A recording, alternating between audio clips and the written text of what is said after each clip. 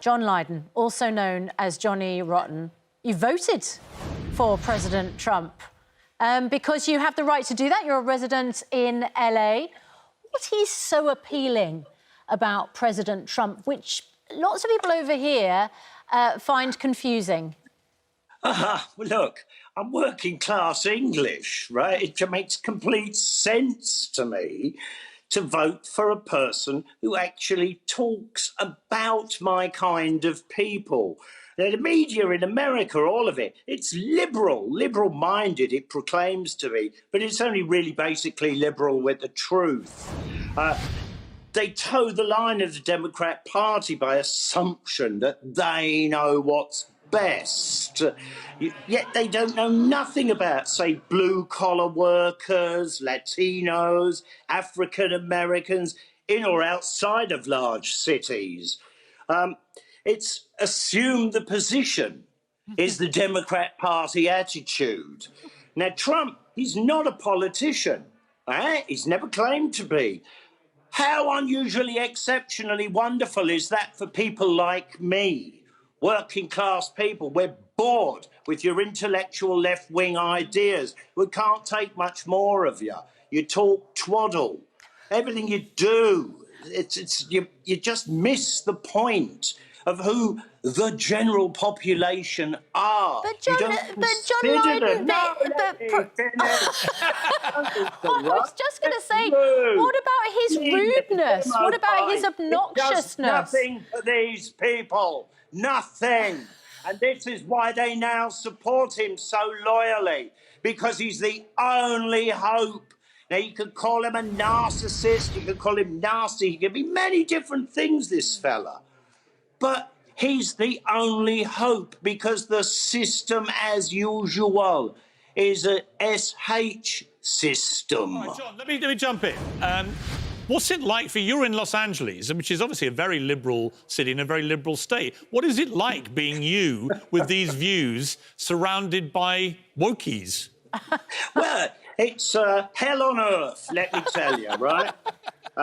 I've watched what the Democrats have done to California, let alone this entire West Coast, and it's utterly disgusting. I mean, if you want Chaz, Biden's your fella, right? That's it. Plain and simple. They've shown nothing by way of progress or making things better for anybody. It's chaotic, it's dogma-led, it seems to have a Karl Marx agenda behind it, although they're confused about their honesty even on that. The politics of left-wing is utter confusionism, and I despise them for it. John, your new book is called workers. Your new book is called I Could Be Wrong, I Could Be Right. It sounds to me like you'll probably think you're right. Well, some of the time, that's highly likely. The evidence so far on my career has been I'm generally correct. Now, if you ask me who's going to win the election, God, I don't gamble, you know? I just don't, and I wait to see how people view this. But, I mean, so far, whether he wins or loses, Trump's proved a major point that this country has been divided by smart-ass, know-it-all city slickers versus what? The thickos and the stupids of us, you know? Because we don't agree with your liberal-minded agenda. Well, your liberal-minded agenda, look what it's done in Portland and Seattle. Hey, do you want some more of that everywhere? Well, explain what it's done in Portland and Seattle, John. Hell on earth, right? 140 solid days of rioting, which Biden would quite happily proclaim as peaceful protesting, and what went on afterwards in the later hours is not dealt with. He doesn't deal with Antifa and BLM in any honest way at all. They're not an organisation. Well, they're so closely affiliated with the Democrat Party, so maybe the Democrats are not an organisation either.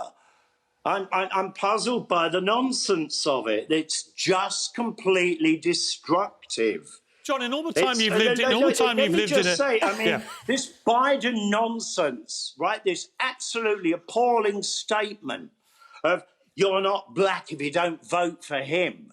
Now, Hello, that really upset a lot of black people, Yeah. right? Yeah. I have to live here. We tolerate that. And this brings me back to that other champagne socialist, Hillary Clinton, who I mistakenly thought was a nice person a few years ago, when she called Trump supporters a basket full of deplorables. Yeah. John, we have to Right, leave you, but we're going to go and talk to Nigel Farage. don't forget, Are you a fan of Nigel Farage? Because we're about to talk to him. Yeah, I love Nigel. I thought you might be. You were responsible for me meeting him. Really? Yeah, on that show that day when Nigel was leaving the stage and I was coming in, there was a dreadful Labour MP getting in our way. who I quickly pushed aside to say, hello, Nige.